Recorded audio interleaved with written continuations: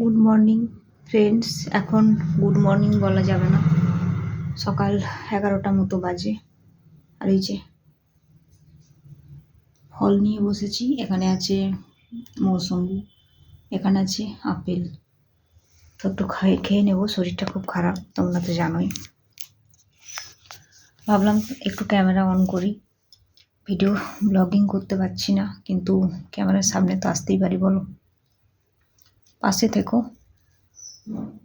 তো হাঁপিয়ে যাচ্ছে মানসিকভাবে। মুখ চোখ দেখে কি মনে হচ্ছে বলো? মানসিকভাবেও সুস্থ নয়, শারীরিকভাবেও সুস্থ নেই। একটা মানুষের যখন দুতরফা জিনিস হয় না, সব থেকে খারাপ সময় চলে মানসিক শারীরিক সব কিছু, তার সব শেষ হয়ে যায়। কষ্ট করে খাচ্ছি জানো তো,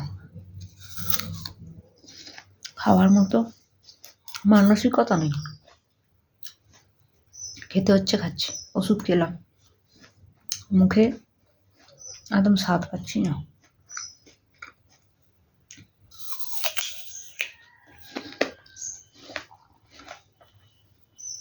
ভাবলাম একটু ভিডিও করি। ইউটিউবে বড় ভিডিও দিতে পারছি না বলে প্রচুর মন খারাপ লাগছে। এটা আমার কি বলবো, একটা কাজটা আমার খুব ভালো লাগতো, মন থেকে করতাম, হচ্ছে না। মানুষের যখন খারাপ সময় আসে, হয়তো সব দিক থেকেই আসে, সেটা আমার জীবনে ঘটেছে।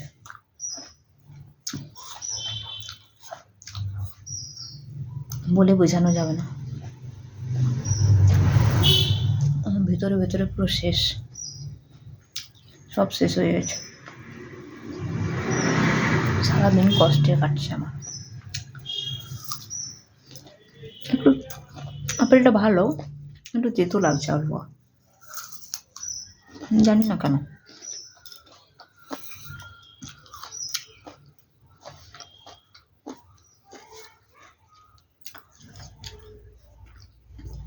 একটু বিট লবণ নিয়েছি, একটু লেবুটা হালকা টক আছে, ভাবলাম একটু বিট লবণ নিয়ে খাই।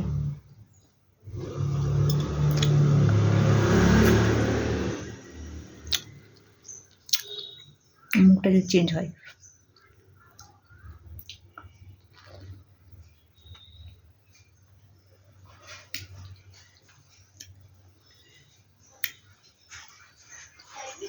প্রত্যেকদিন ভিডিও আনার চেষ্টা করি, কিন্তু হচ্ছে না। তোমাদের সাথে শেয়ার করবো সব কিছু।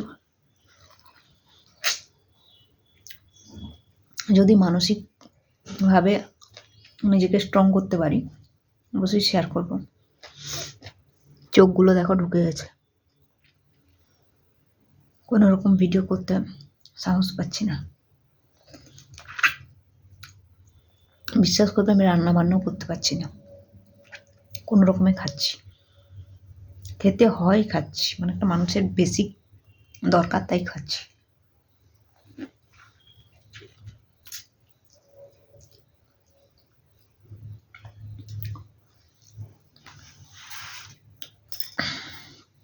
তো কার কার ভিডিও দেখছো অবশ্যই কমেন্টে বলো।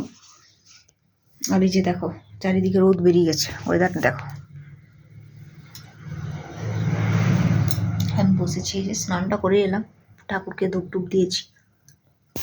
তো চলো ভিডিওটা এখানে শেষ করি, পরে আবার তোমাদের সাথে দেখা হবে। এগুলো আমি খেয়ে নিই আর একটু শুবো।